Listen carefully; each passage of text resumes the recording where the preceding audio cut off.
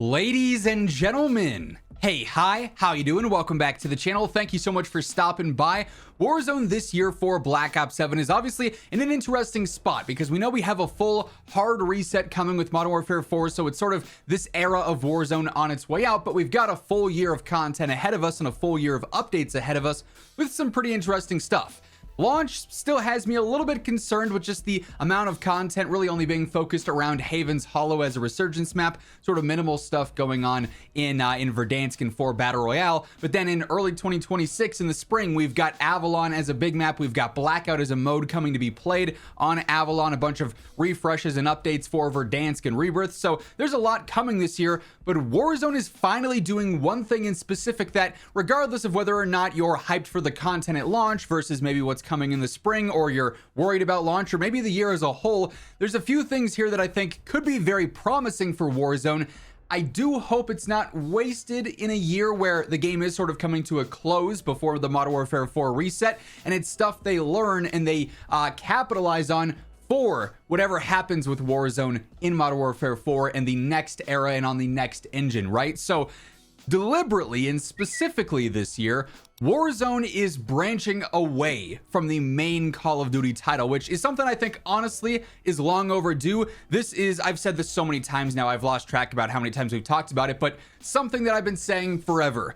Warzone would be so much better if it were a standalone title. If it was not directly connected to the main Call of Duty app, forcing to be connected to the premium title, whatever it is that year, Vanguard, MW2, MW3, Black Ops 6, soon to be Black Ops 7. It would be so much more streamlined. Updates, I think, would be infinitely more seamless if Warzone was standalone. They'd probably have much better timing when it comes to development cycles instead of having to scramble basically in 9 months to make up a Warzone integration with whatever the new premium title is. Once they have that set in stone, they kind of just have to go all in for the 9 months that they have or whatever, while also still supporting the current version of Warzone. It just seems like it's a non-stop scramble for them because they're always changing year over year with the new premium title, which has much more time to be developed, despite the fact that Warzone really is the big draw still for Call of Duty, being that it's the free-to-play components here.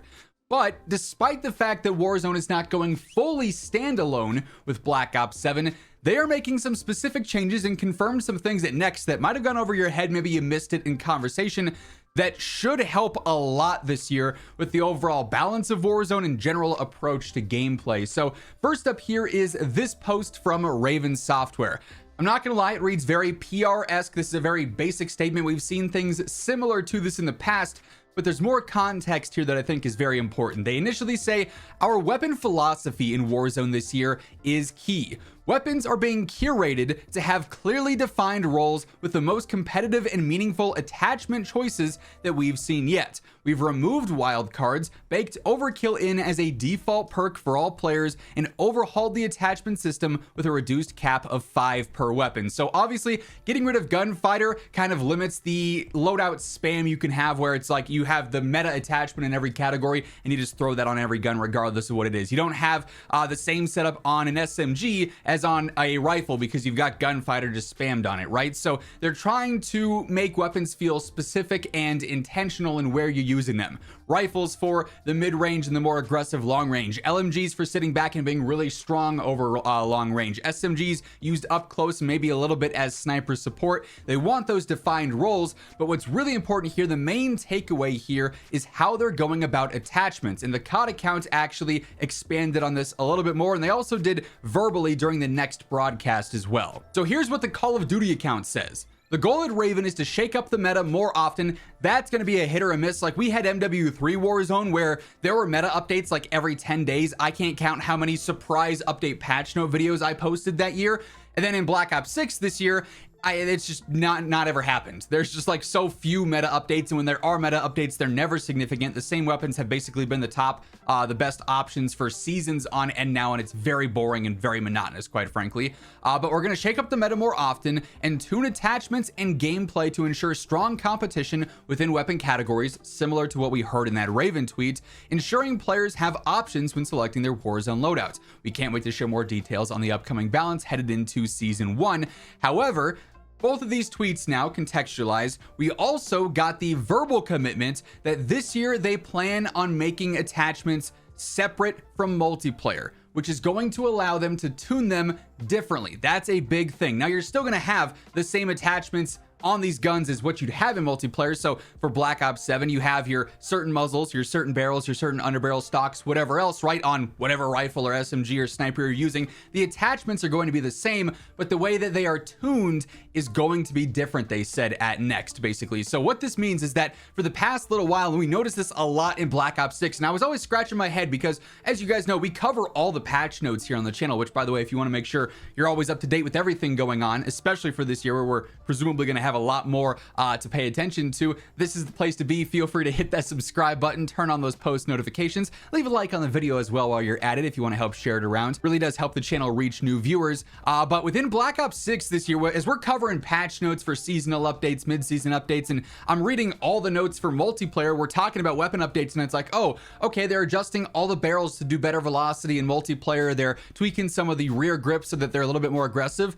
And then we go over to Warzone and it's like the exact same copy and pasted patch notes. I'm like, that's interesting because the meta in multiplayer is not the meta in Warzone. They are so different. They play so different, especially in Black Ops 6, where every single map is basically just the size of a building in Verdansk.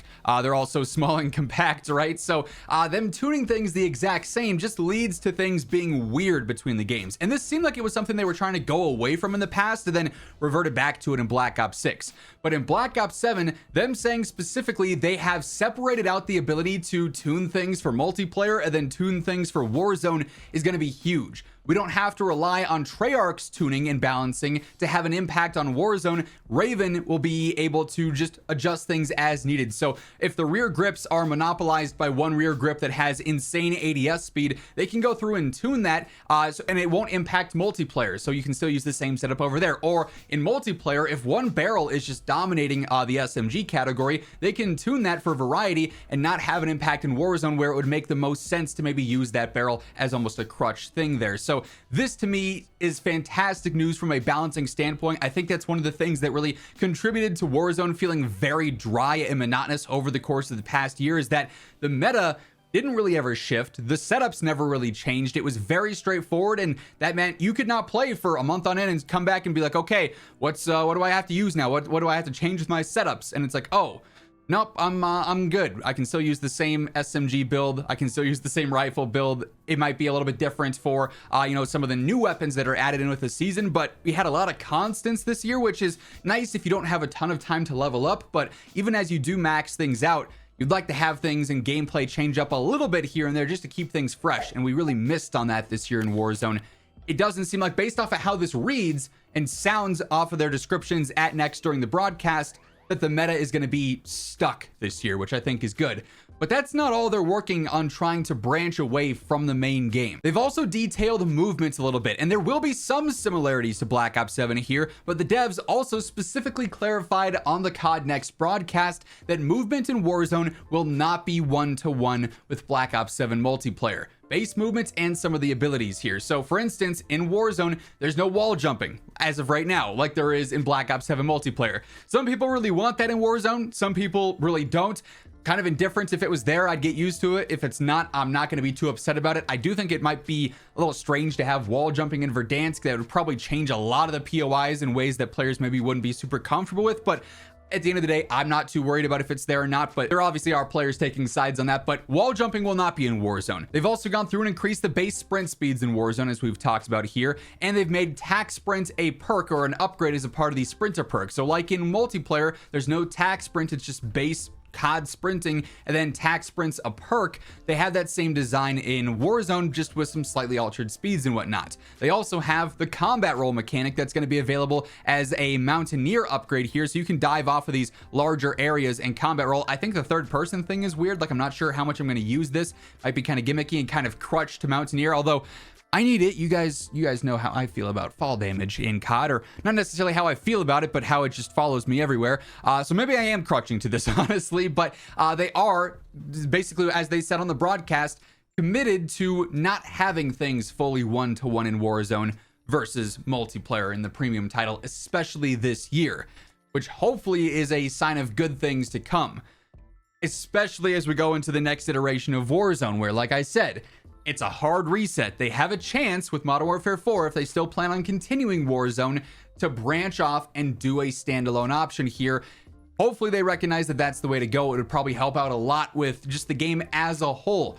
Bloat, the ability to adjust things without impacting multiplayer, not being so reliant on the premium title. And I think it starts here, where they do have a year where it's kind of an experimental year, because nothing will be carrying forward to Modern Warfare 4 and Warzone there. So they can experiment and see, okay, this really worked well with players. This really did not work well. We won't be going back to that. So them starting off the year saying they're really trying to branch apart from multiplayer in certain elements, I think is very interesting, and it'll be very telling how the game plays and feels, especially with the meta and some of the movement mechanics here right away when Season 1 first drops and we get our hands on this Warzone integration. But that being said, that is going to wrap things up for this video. If you guys enjoyed, be sure to drop a like on it. It's always really appreciated. And if you're new to the channel, you want to ensure you're always up to date with all things going on in COD, be sure to hit that subscribe button on your way out. But once again, thank you so much for tuning in, and until next time, take it easy, have an awesome rest of your day, and I'll catch you later. Peace out.